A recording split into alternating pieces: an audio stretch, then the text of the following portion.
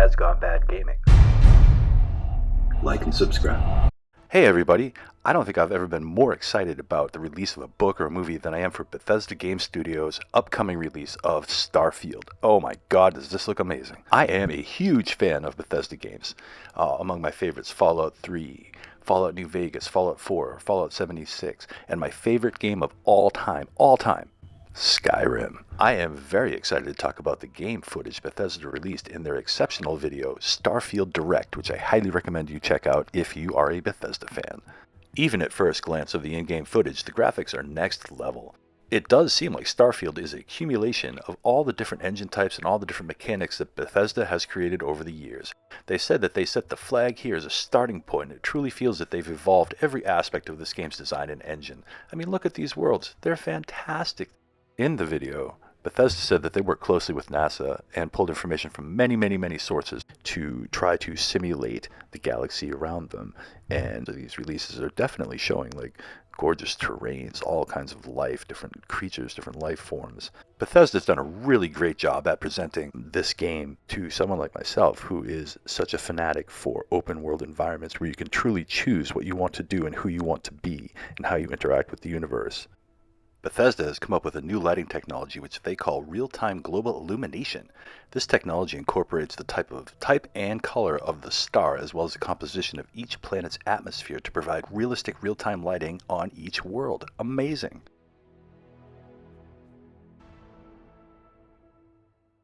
Their world environments are really plush, and it feels like it's sort of an evolution of the Skyrim sort of fauna and flora with the Fallout sort of buildings and structures, and so it's really, I see visually a nice fusion between those two visuals, visual design in the landscapes and the buildings and the terrains, as well. Again, the lighting just is so impressive. I really like that. You look up in the sky, there's the sun. How cool is that?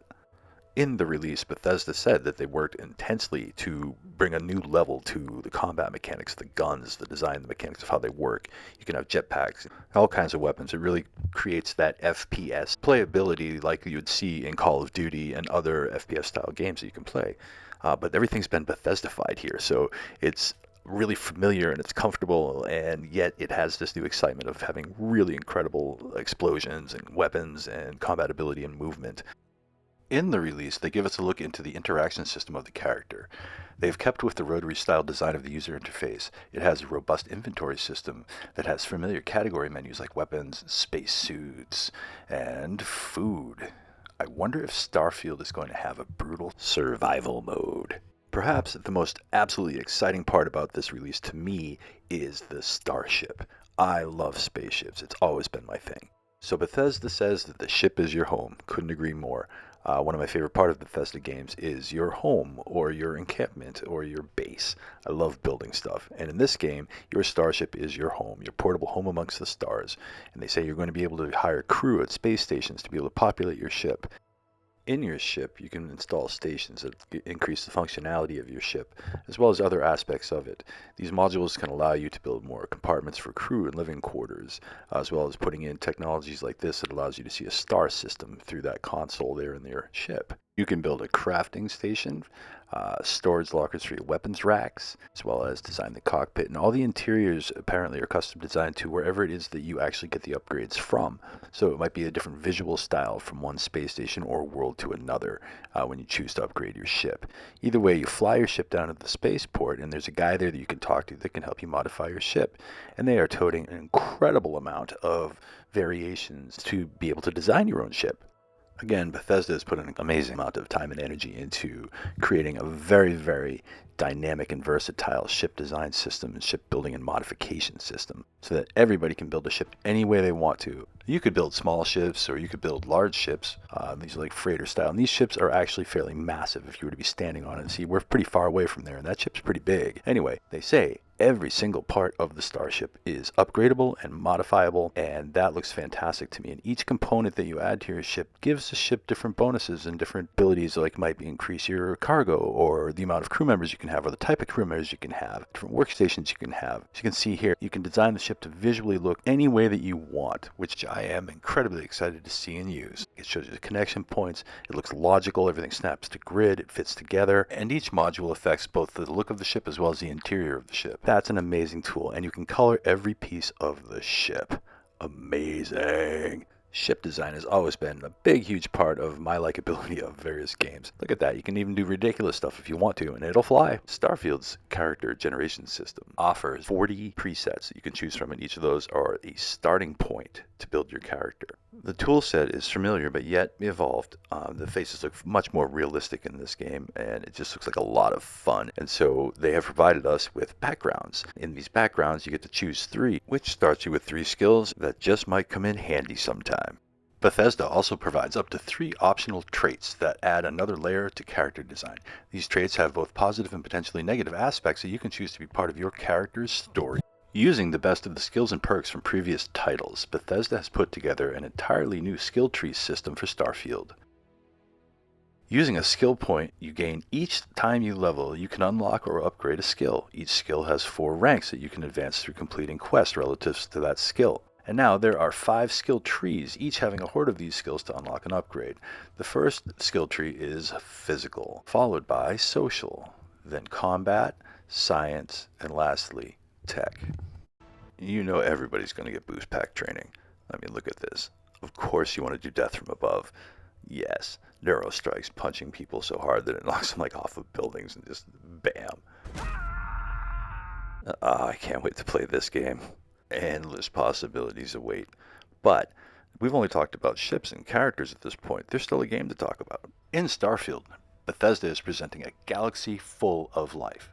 New Atlantis was the first colony, and it is the largest and the center point of the United Colonies governments, if you will. And you know, my first reaction is just, wow, look at how big that city is. Look at how massive this is. There's people everywhere. These buildings are huge. There's huge interiors. There's custom artwork per city. Billions of quests. This is amazing. I can't wait to play this.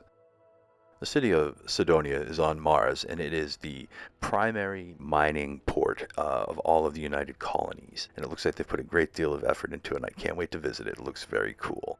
Outside of the United Colonies settled space, there is the Freestar space, which seems an awful lot more wild and woolly. It doesn't seem to have the same lawfulness about it, but instead, this particular area has that Wild West kind of vibe to it. The Freestar Rangers, love it. And that feels New Vegas-y to me.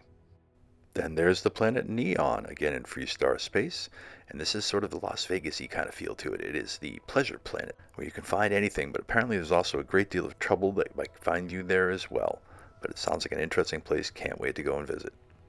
So beyond the United Colonies reach and the Freestar states, or the Freestar star systems out there, there's still a wild and woolly, dangerous aspect to space. The farther out you go, the more likely you're going to find very violent and strange and weird factions and things like the Crimson Fleet headquarters and the Kyrix system. How cool is that? These look like pirates or something, but they claim to have sovereignty over outer space. Bethesda has put a great deal of time into establishing many, many large settlements and cities all throughout the galaxy, and I really can't wait to explore them all. Ready to get out there? It seems that there is a main quest based around the Constellation, a group of explorers that are bent on discovering the secrets of the universe. And at some point in time, it seems that you are going to meet up with them, and there are some top-line quests there throughout the game. It seems that your destiny may be tied to some object that you touch, some ancient artifact, which this group, the Constellation, is very interested in and suggesting that you might be involved in some very large-scale happenings within the galaxy. But I'm going to leave the main storyline to another video, but I will suggest that the larger plot has something to do with life outside of our galaxy. Starfield boasts over 1,000 planets and worlds that you can explore and visit and read the resource and explore. There's something to do in every world and some place to see in every world. So that leads me to the next question is, can you build bases? You must be able to build bases in this awesome game and all these different planets and worlds. I would love to build bases in all these places they're showing us right there. So, can you build bases? Yes, you can. I love building bases. The construction aspect of games absolutely is one of my favorite aspects of them. In Starfield, it looks like it's going to be an absolute treat to build bases. You're going to be able to put down an outpost anywhere, pretty much on any planet, and they have an array of modules that you can build that have different functionality and add different bonuses. It also boasts an optional top-down view, which should be very helpful in terms of putting your bases together, building them, laying them out, much like your starship, except that it's going to be an outpost kind of a situation, perhaps similar to a Fallout 4, where you had different relationships with the different farmers in different places. Here you're going to be able to build a base and then send your followers there to work it to give you additional bonuses to whatever production it does or whatever it is that it does. We'll have to see. But what they do say is once you have a base built, you can add crafting and research type elements to it, which are going to allow you to upgrade your weaponry. And through these technologies, you're going to be able to do some really crazy stuff. You can build guns that are nuts.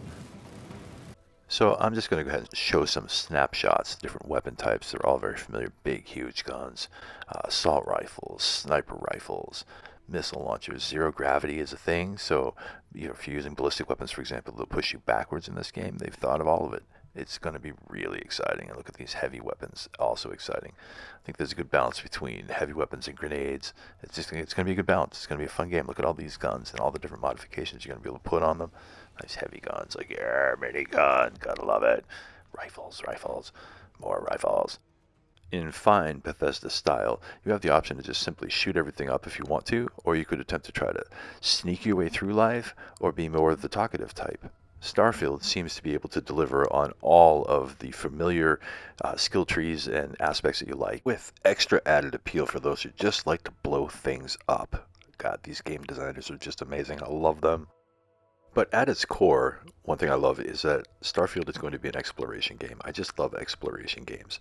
Being able to get out there into a galaxy, fly around in your ship, and explore, and really just check out what's out there and experience it, and have your character grow through your experience in a very organic sort of way. And I love the way the skills all integrate to create just a wonderful experience. And this is exactly what they're trying to do, is create a very memorable and experiential and expansive game, which feels like the culmination of just a bunch of different games that you seem familiar with, and then suddenly they take them and they, put them all together and just improve it, and it seems like a really complete experience. And I can't wait to play it. It just looks absolutely amazing. Now, there's just not enough time for me to comment on all the different parts of the video that they released. It's 45 minutes long, and it's just chock full of this great in-game footage. But I look forward to finally sitting down in my ship and flying out there into space and seeing what you can do. And notably, there's going to be a lot of encounters. They say that space is full of life. You're not alone out there, which is absolutely great. But I did want to talk about one more thing. During space combat, you have the option to change around your power allocations, which seriously improve aspects and functions of your ship. And this power allocation system is not a new thing. It's a very familiar mechanic from a lot of different spaceship games, so I'm very glad that they actually have that involved in this game. Another interesting and useful skill is the targeting control systems, which allow you to zoom in on a ship and be able to target specific parts of that ship, where it's like shield generators or weapon systems or engines. That is extremely cool, very VATS-like. I like that a lot, and I'm very glad they added that too. Now, during space combat, you have the option to destroy your opponent, or you can board your opponent and shoot them up and take their ship and claim it as your very own, which you apparently can add to a fleet of ships you can have available to you at any spaceport. How excellent is that? Piracy at its finest. Love it.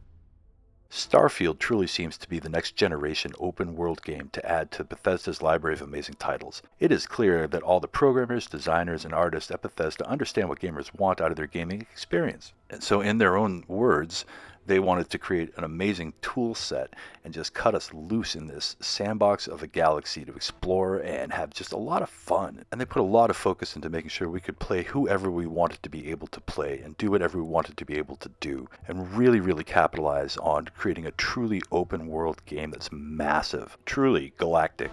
So thank you for joining me on this journey of exploration into the upcoming game, Starfield. It looks really promising, and I can't wait to be first in line to get my copy of it. Just remember that it's going to be coming out on September 6th, 2023, and it's only going to be available on the Xbox S and Xbox X.